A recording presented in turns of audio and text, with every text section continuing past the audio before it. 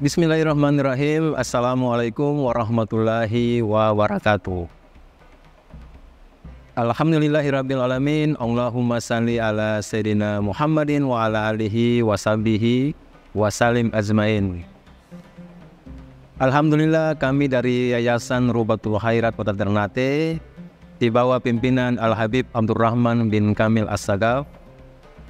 Sementara ini kami lagi membangun gedung pondok pesantren Rubatul Khairat Madrasah Al-Ulya yang sementara dibangun, ya.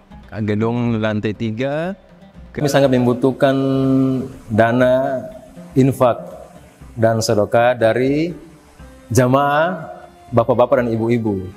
Bagi yang mau berinfak untuk melanjutkan pembangunan gedung pondok pesantren, bisa ditransfer di rekening Bank Syariah Indonesia atas nama Yayasan Rubatul Khairat.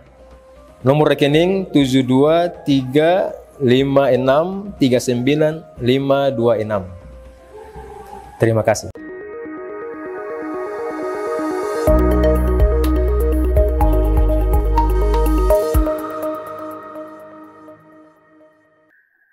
Perlu kita ketahui bahwa keilmuan dari Sayyidina Ali dan juga kesolehan beliau itu telah dinyatakan oleh Nabi kita Muhammad SAW. Jadi ada riwayat yang sangat populer di mana dinyatakan ana madinatul ilmi wa aliyun babuha wa man aradal ilma falyatil bab atau kama qala sallallahu alaihi wasallam. Nabi bersabda, saya kotanya ilmu dan pintunya ilmu adalah Imam Ali. Siapa yang ingin ilmu maka datangi pintu terlebih dahulu.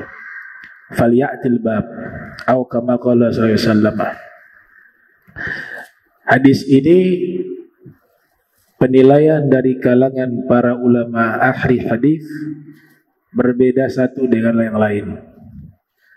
Kalau kita membaca satu kitab berjudul Tarikh Al-Khulafa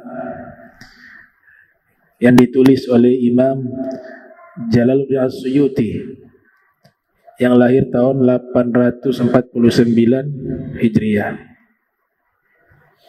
wafat 911.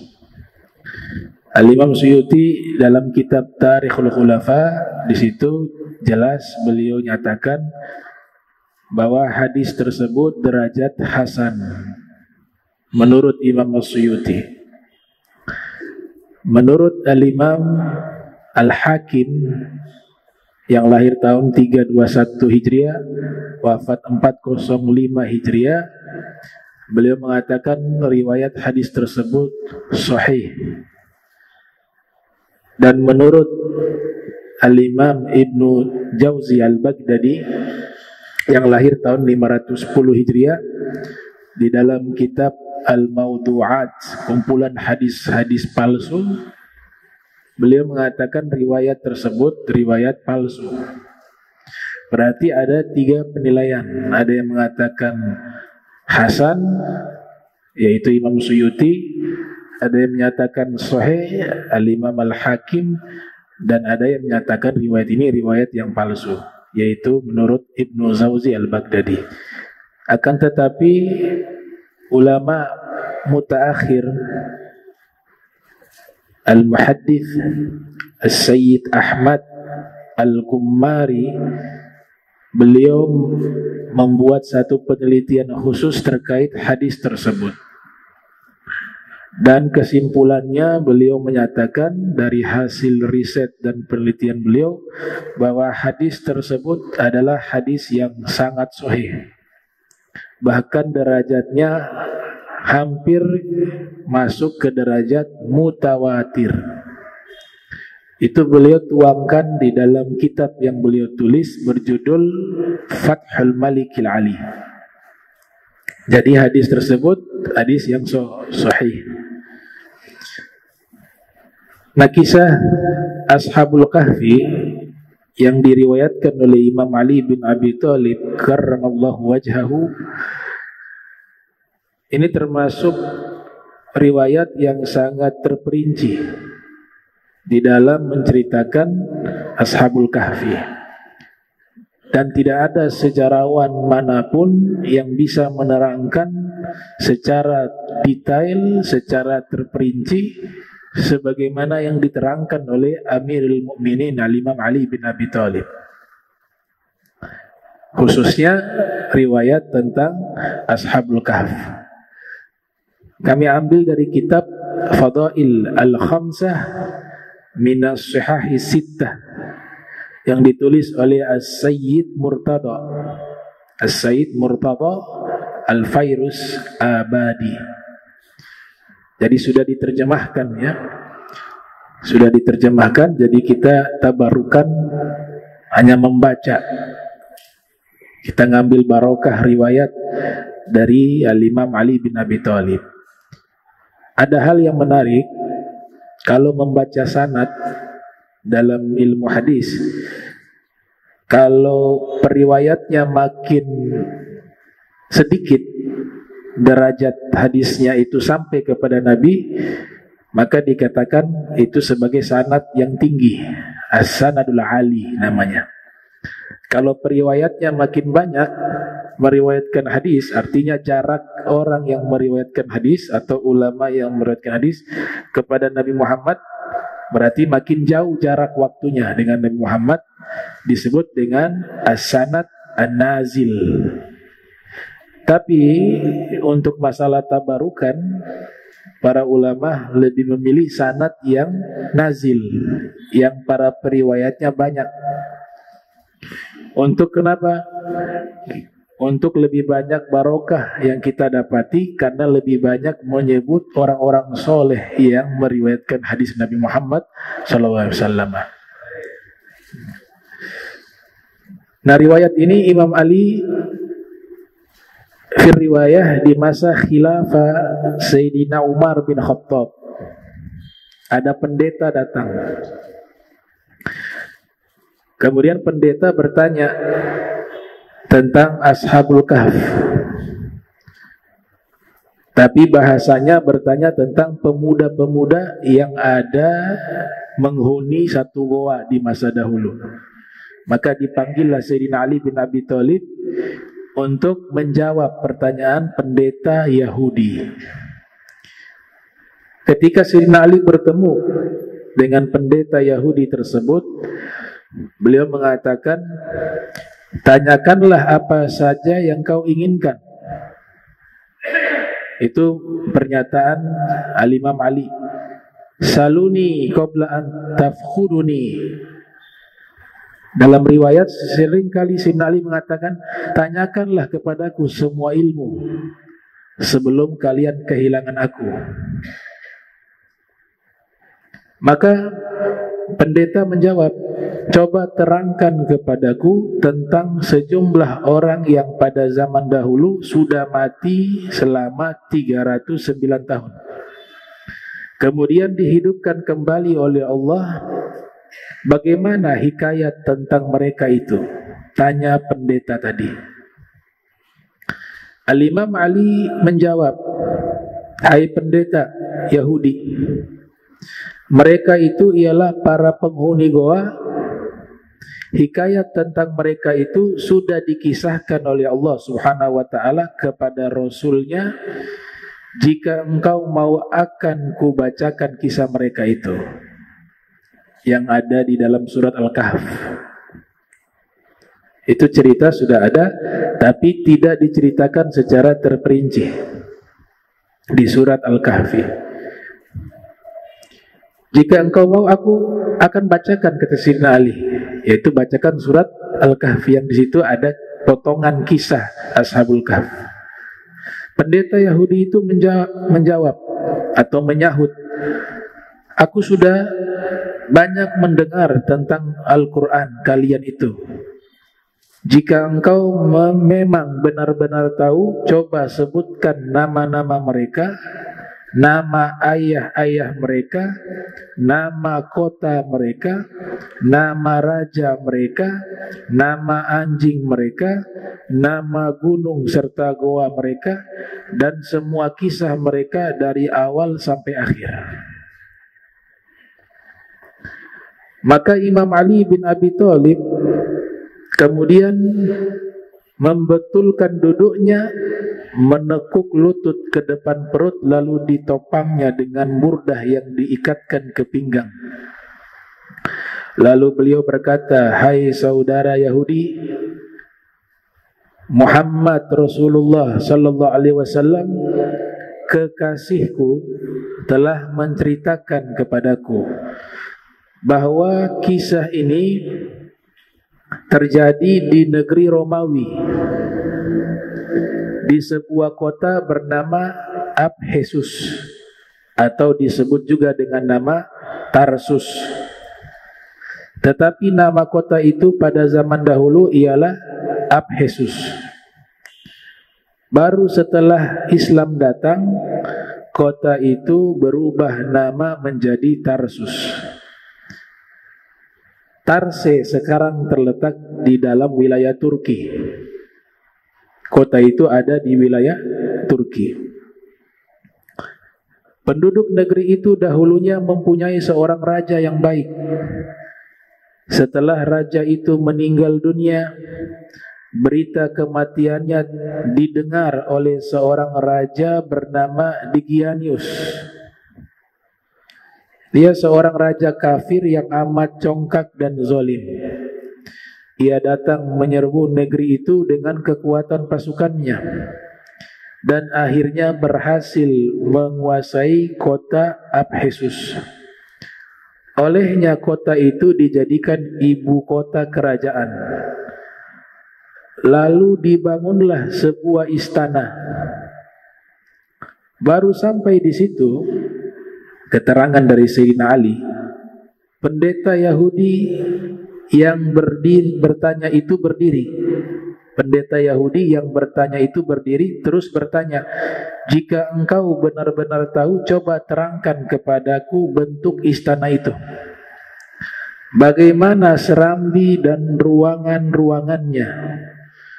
Al-Imam Ali bin Abi Thalib menerangkan, "Hai saudara Yahudi, raja itu membangun istana yang sangat megah, terbuat dari batu marmer, panjangnya 1 farsah, kurang lebih 8 kilometer, dan lebarnya pun 1 farsah. Pilar-pilarnya yang berjumlah 1000 buah, semuanya terbuat dari emas, dan lampu-lampu yang berjumlah 1000 buah juga semuanya terbuat dari emas. Lampu-lampu itu bergelantungan pada rantai-rantai yang terbuat dari perak. Tiap malam apinya dinyalakan dengan sejenis minyak yang harum baunya. Di sebelah timur, serambi dibuat lubang-lubang cahaya sebanyak 100 buah. Demikian pula di sebelah baratnya, sehingga matahari sejak mulai terbit sampai terbenam selalu dapat menerangi serambi tersebut." Raja itu pun membuat sebuah singgasana dari emas, panjangnya 80 hasta dan lebarnya 40 hasta. Di sebelah kanannya tersedia 80 buah kursi, semuanya terbuat dari emas. Disitulah para hulu balang kerajaan duduk. Di sebelah kirinya juga disediakan 80 buah kursi terbuat dari emas untuk duduk para pepatih dan penguasa-penguasa tinggi lainnya. Raja duduk di atas singgasana dengan mengenakan mahkota di atas kepala. Sampai di situ keterangan Imam Ali, pendeta yang bersangkutan berdiri lagi sambil berkata, "Jika engkau benar-benar tahu, coba terangkan kepadaku dari apakah mahkota itu dibuat." Dijawab oleh Imam Ali, "Hai saudaraku Yahudi," kata Imam Ali menerangkan, Mahkota raja itu terbuat dari kepingan-kepingan emas berkaki 9 buah, dan tiap kakinya bertaburan mutiara yang memantulkan cahaya laksana bintang-bintang menerangi kegelapan malam. Raja itu juga mempunyai 50 orang pelayan, terdiri dari anak-anak para hulu balang. Semuanya memakai selempang dan baju sutra berwarna merah. Celana mereka juga terbuat dari sutra berwarna hijau. Semuanya dihiasi dengan gelang-gelang kaki yang sangat indah. Masing-masing diberi tongkat terbuat dari emas. Mereka harus berdiri di belakang raja. Selain mereka, raja juga mengangkat 6 orang terdiri dari anak-anak para cendekiawan untuk dijadikan menteri-menteri atau pembantu-pembantunya. Raja itu mengambil suatu keputusan apapun tanpa berunding terlebih dahulu dengan mereka. 6 orang pembantu itu selalu berada di kanan kiri raja. 3 orang berdiri di sebelah kanan dan yang 3 orang lainnya berdiri di sebelah kiri. Pendeta yang bertanya itu berdiri lagi, lalu berkata, "Hai Ali, jika yang kau katakan itu benar, coba sebutkan nama 6 orang yang menjadi pembantu-pembantu raja itu." Menanggapi hal itu, Al-Imam Ali menjawab, "Kekasihku Muhammad Rasulullah sallallahu alaihi wasallam menceritakan kepadaku bahwa 3 orang yang berdiri di sebelah kanan raja masing-masing bernama Tamlika, Mikslamina, dan Mikhaslimina. Adapun 3 orang pembantu yang berdiri di sebelah kiri masing-masing bernama Martelius, Cassitius, dan Sidemius." Raja selalu berunding dengan mereka mengenai segala urusan. Tiap hari setelah raja duduk dalam serambi istana, dikerumuni oleh semua hulu balang dan para punggawa. Riwayat yang pertama tadi tidak pernah diajak berunding, riwayat kedua selalu berunding dengan mereka. Masuklah 3 orang pelayan menghadap raja. Seorang di antaranya membawa piala emas penuh berisi wewangian murni. Seorang lagi membawa piala perak penuh berisi air sari bunga. Sedang yang seorangnya lagi membawa seekor burung. Orang yang membawa burung itu kemudian mengeluarkan suara isyarat, lalu burung itu terbang di atas piala yang berisi air sari bunga. Burung itu berkecimpung di dalamnya dan setelah itu ia mengibas-ngibaskan sayap serta bulunya sampai sari bunga itu habis dipercikkan ke semua tempat sekitarnya. Kemudian si pembawa burung tadi mengeluarkan suara isyarat lagi. Burung itu terbang pula lalu hinggap di atas piala yang berisi wewangian murni. Sambil berkecimpung di dalamnya, burung itu mengibas-ngibaskan sayap dan bulunya sampai wewangian murni yang ada dalam piala itu habis dipercikkan ke tempat sekitarnya. Pembawa burung itu memberi isyarat suara lagi. Burung itu lalu terbang dan hinggap di atas mahkota raja sambil membentangkan kedua sayap yang harum semerbak di atas kepala raja. Demikianlah raja itu berada di atas singgasana kekuasaan selama 30 tahun. Selama itu ia tidak pernah diserang penyakit apapun, tidak pernah merasa pusing kepala, sakit perut, demam, berliur, berludah, ataupun beringus. Setelah sang raja merasa diri sedemikian kuat dan sehat, ia mulai congkak, durhaka, dan zalim. Ia mengaku-ngaku diri sebagai Tuhan dan tidak mau lagi mengakui adanya Allah Subhanahu wa ta'ala. Raja itu kemudian memanggil orang-orang terkemuka dari rakyatnya. Barang siapa yang taat dan patuh kepadanya diberi pakaian dan berbagai macam hadiah lainnya. Tetapi barang siapa yang tidak mau taat atau tidak bersedia mengikuti kemauannya, ia akan segera dibunuh. Oleh sebab itu, semua orang terpaksa mengiyakan kemauannya, kecuali 7 orang pemuda. Mereka tidak mau mentaatinya, maka mereka memutuskan untuk lari keluar dari kota untuk menyelamatkan keimanan mereka kepada Allah Subhanahu wa ta'ala. Maka 7 orang pemuda tersebut mampir ke dalam satu goa, dan dalam goa tertutup rapat itu mereka tinggal selama 309 tahun. Setelah masa yang amat panjang itu, Allah Subhanahu wa ta'ala mengembalikan lagi nyawa mereka pada saat matahari sudah mulai memancarkan sinar. Mereka merasa seakan-akan baru bangun dari tidurnya. Yang seorang berkata kepada yang lainnya, malam tadi kami lupa beribadah kepada Allah. Mari kita pergi ke mata air. Setelah mereka berada di luar goa, tiba-tiba mereka melihat mata air itu sudah mengering kembali, dan pepohonan yang ada pun sudah menjadi kering semuanya. Allah Subhanahu wa ta'ala membuat mereka mulai merasa lapar. Mereka saling bertanya, siapakah di antara kita ini yang sanggup dan bersedia berangkat ke kota membawa uang untuk bisa mendapatkan makanan? Tetapi yang akan pergi ke kota nanti supaya hati-hati, jangan sampai membeli makanan yang dimasak dengan lemak babi. Tamlikah kemudian berkata, hai saudara-saudaraku, aku sajalah yang berangkat untuk mendapatkan makanan. Tetapi hai pengembala, berikanlah bajumu kepadaku dan ambillah bajuku ini. Setelah Tamlikah memakai baju pengembala, ia berangkat menuju ke kota.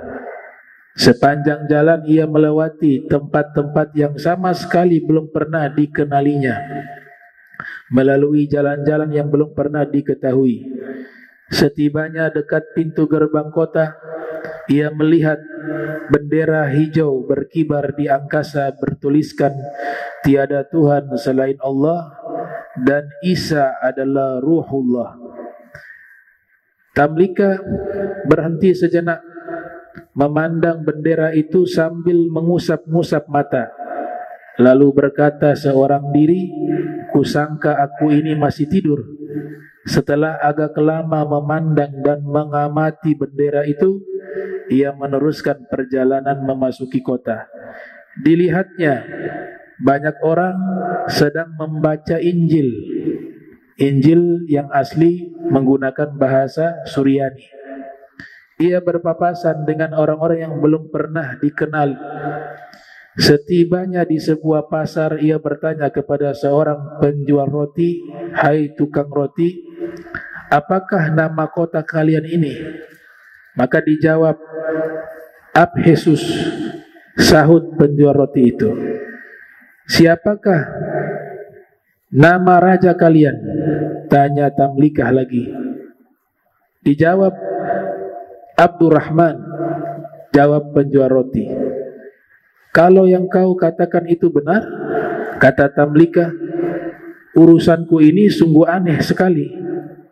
Ambillah uang ini dan berilah makan kepadaku, berilah makanan kepadaku. Melihat uang itu, penjual roti keheran-heranan, karena uang yang dibawa Tamlikah itu uang zaman lampau yang ukurannya lebih besar dan lebih berat. Pendeta Yahudi yang bertanya itu kemudian berdiri lagi, lalu berkata kepada Imam Ali bin Abi Thalib, hai Ali, kalau benar-benar engkau mengetahui, coba terangkan kepadaku berapa nilai uang lama itu dibanding dengan uang baru. Imam Ali menerangkan, kekasihku Muhammad Rasulullah sallallahu alaihi wasallam menceritakan kepadaku bahwa uang yang dibawa oleh Tamlikah dibanding dengan uang baru ialah tiap dirham lama sama dengan 10 dan 2/3 dirham baru. Imam Ali kemudian melanjutkan ceritanya. Penjual roti lalu berkata kepada Tamlika, "Aduhai, alangkah beruntungnya aku. Rupanya engkau baru menemukan harta karun. Berikan sisa uang itu kepadaku, kalau tidak, engkau akan kuhadapkan kepada raja." "Aku tidak menemukan harta karun," sangkal Tamlika. "Uang ini kudapat 3 hari yang lalu dari hasil penjualan buah kurma seharga 3 dirham. Aku kemudian meninggalkan kota karena orang-orang semuanya menyembah Dicyanus."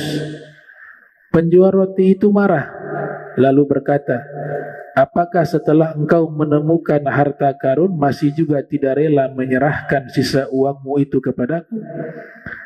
Lagi pula engkau telah menyebut seorang raja durhaka yang mengaku diri sebagai Tuhan, padahal raja itu sudah mati lebih dari 300 tahun yang silam. Apakah dengan begitu engkau hendak memperolok-olok aku?" Tamlikah lalu ditangkap, kemudian dibawa pergi menghadap raja. Raja yang baru ini seorang yang dapat berfikir dan bersikap adil. Raja bertanya kepada orang-orang yang membawa Tamlikah, "Bagaimana cerita tentang orang ini?"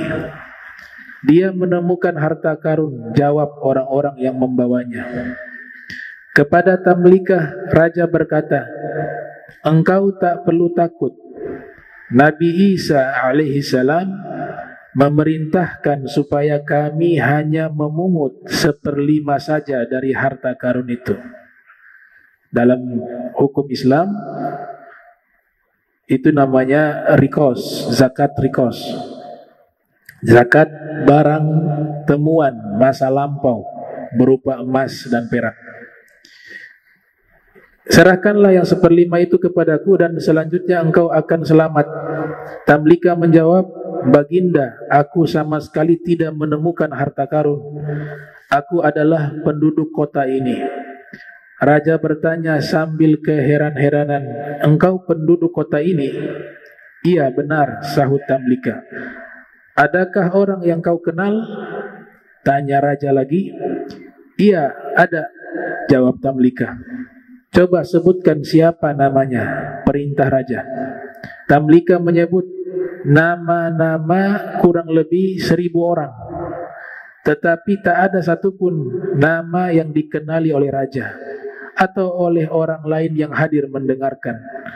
Mereka berkata, semua itu bukan nama orang-orang yang hidup di zaman kita sekarang. Tetapi apakah engkau mempunyai rumah di kota ini?" "Iya, tuanku," jawab Tamlika. "Seorang menyertai aku."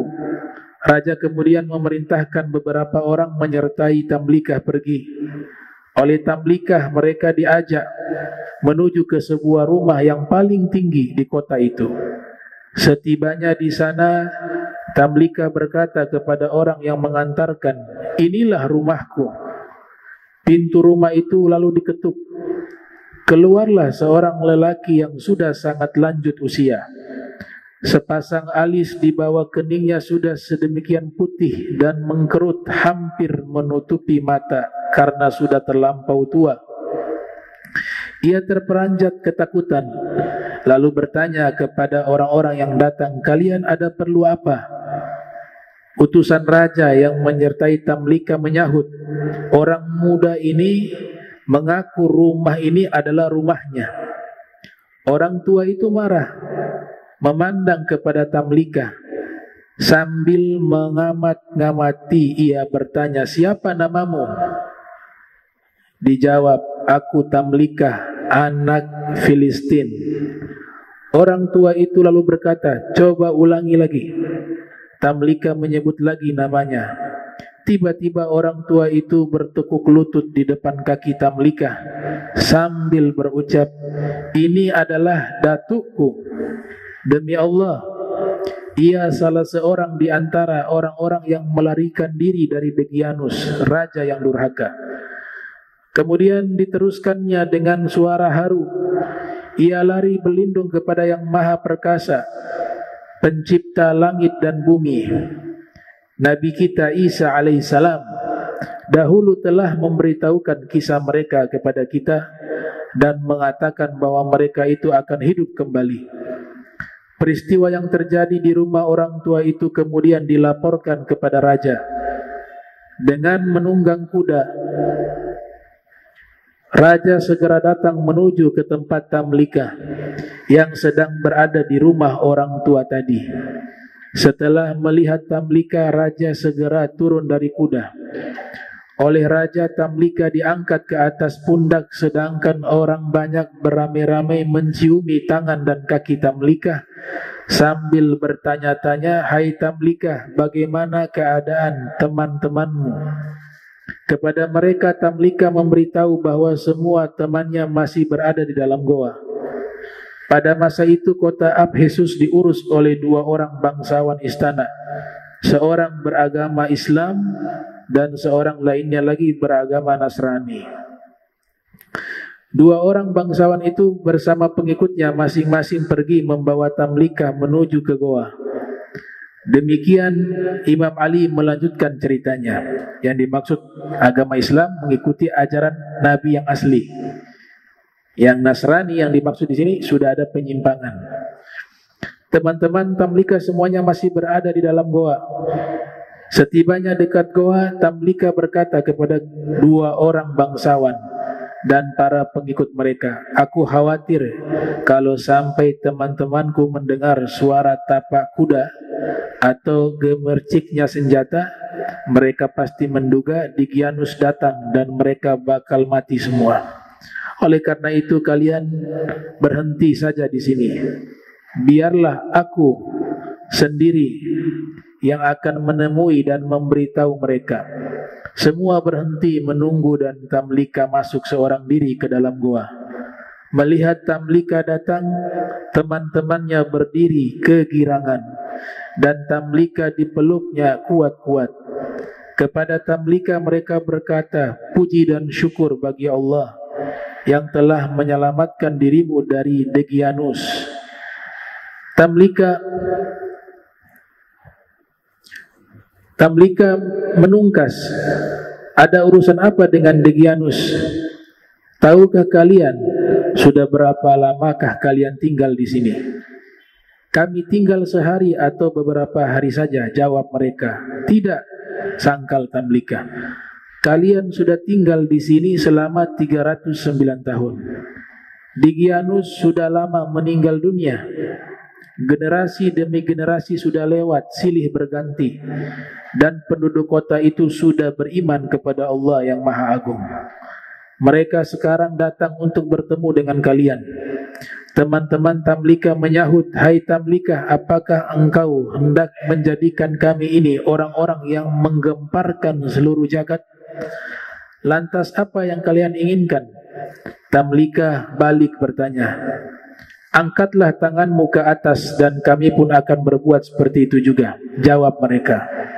Mereka bertujuh semua mengangkat tangan ke atas, kemudian berdoa, "Ya Allah, dengan kebenaran yang telah kau perlihatkan kepada kami tentang keanehan-keanehan yang kami alami sekarang ini, cabutlah kembali nyawa kami tanpa sepengetahuan orang lain."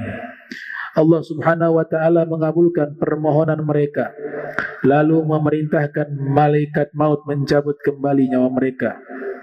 Kemudian Allah Subhanahu wa ta'ala melenyapkan pintu goa tanpa bekas. Dua orang bangsawan yang menunggu-nunggu segera maju mendekati goa, berputar-putar selama 7 hari untuk mencari-cari pintunya, tetapi tidak mendapatkan hasil. Tanpa dapat ditemukan lubang atau jalan masuk lainnya ke dalam goa.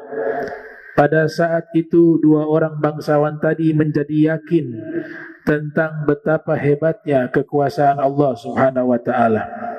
Dua orang bangsawan itu memandang semua peristiwa yang dialami oleh para penghuni goa sebagai peringatan yang diperlihatkan Allah kepada mereka. Bangsawan yang beragama Islam lalu berkata, "Mereka mati dalam keadaan memeluk agamaku. Akan kudirikan sebuah tempat ibadah di pintu goa itu." Sedang bangsawan yang beragama Nasrani berkata pula, mereka mati dalam keadaan memeluk agamaku. Akan kudirikan sebuah biara di pintu goa itu. Dua orang bangsawan itu bertengkar, dan setelah melalui pertikaian senjata, akhirnya bangsawan yang beragama Islam, dengan terjadi peristiwa tersebut, akhirnya bangsawan Nasrani terkalahkan oleh bangsawan yang beragama Islam. Dengan terjadinya peristiwa tersebut, maka Allah Subhanahu wa taala berfirman yang artinya orang-orang yang telah memenangkan urusan mereka berkata, kami hendak mendirikan sebuah rumah peribadatan di atas mereka. Sampai di situ Imam Ali bin Abi Thalib berhenti menceritakan kisah para penghuni goa. Kemudian berkata kepada pendeta Yahudi yang menanyakan kisah itu, itulah hai Yahudi apa yang telah terjadi dalam kisah mereka. Demi Allah, sekarang aku hendak bertanya kepadamu, apakah semua yang kuceritakan itu sesuai dengan apa yang tercantum dalam Taurat kalian? Pendeta Yahudi itu menjawab, iya Aba Hasan, engkau tidak menambah dan tidak mengurangi walaupun satu huruf. Sekarang engkau jangan menyebut diriku sebagai orang Yahudi, sebab aku telah bersaksi bahwa tiada Tuhan selain Allah dan bahwa Nabi Muhammad adalah utusan Allah. Aku pun bersaksi juga bahwa engkau orang yang paling berilmu di kalangan umat ini. Demikianlah hikayat tentang para penghuni gua Ashabul Kahfi, kutipan dari kitab Qisasul Anbiya yang tercantum dalam kitab Fadailul Khamsa min Sihahi Sittah, tulisan dari Al-Sayyid Murtada Al-Fairuz Abadi. Fairuz Abadi dalam menunjukkan banyaknya ilmu pengetahuan yang diperoleh oleh Imam Ali bin Abi Thalib dari Rasulullah Muhammad sallallahu alaihi wasallam. Akhirnya pendeta masuk Islam. Ya, itu keterangan yang luar biasa, sangat terperinci kisah tentang Ashabul Kahfi. Ada di satu kitab berjudul Hayatul Haywanil Kubra, karya Al-Imam Ad-Damiri radhiyallahu taala anhu warda. Dikisahkan mukjizat Nabi Muhammad. Di sini dikatakan pada saat itu Sayyidina Salman Al-Farisi, ia masuk di satu tempat atau di satu rumah.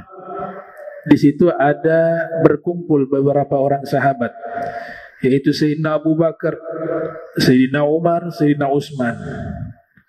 Kemudian Nabi mengatakan kepada mereka, saya singkat riwayatnya, panggil Sayyidina Ali bin Abi Thalib, ikut hadir berkumpul di tempat ini. Maka dipanggillah Imam Ali bin Abi Thalib. Kemudian mereka berkumpul bersama Nabi Muhammad sallallahu alaihi wasallam. Dan setelah itu diceritakan tentang Ashabul Kahf, pemuda-pemuda yang taat. Maka Nabi mengatakan kepada mereka, apakah kalian mau bertemu dengan Ashabul Kahf? Kata Nabi Muhammad sallallahu alaihi wasallam. Maka dibentangkanlah itu satu bisatan, satu permadani. Kemudian Nabi perintahkan kepada Sayyidina Ali, Sayyidina Abu Bakar, Sayyidina Umar, wa fi riwayah dengan Sayyidina Utsman, juga dengan Salman Al-Farisi, Sayyidina Salman Al-Farisi, untuk naik di atas permadani tersebut. Lantas setelah itu Rasulullah sallallahu alaihi wasallam beliau berdoa, maka permadani itu dia melayang mengikuti tiupan angin. Ya, mukjizatnya Rasul Muhammad sallallahu alaihi wasallam. Dan dibawa dengan kecepatan yang tinggi sampai angin itu membawa mereka dengan permadani tersebut ke tempatnya Ashabul Kahfi. Setelah itu Salman dan sahabat-sahabat yang lainnya, mereka pun ketika sampai di satu goa yang sangat besar, Lantas saat itu Sayyidina Ali bin Abi Thalib mengatakan, wahai Salman, kata Sayyidina Ali, hadzal kahf, ini goanya Ashabul Kahfi, warraqim, dan itu ada anjingnya Ashabul Kahfi. Kemudian mereka pun masuk. Nahnu nataqaddamu faqama kullu wahidin minhum.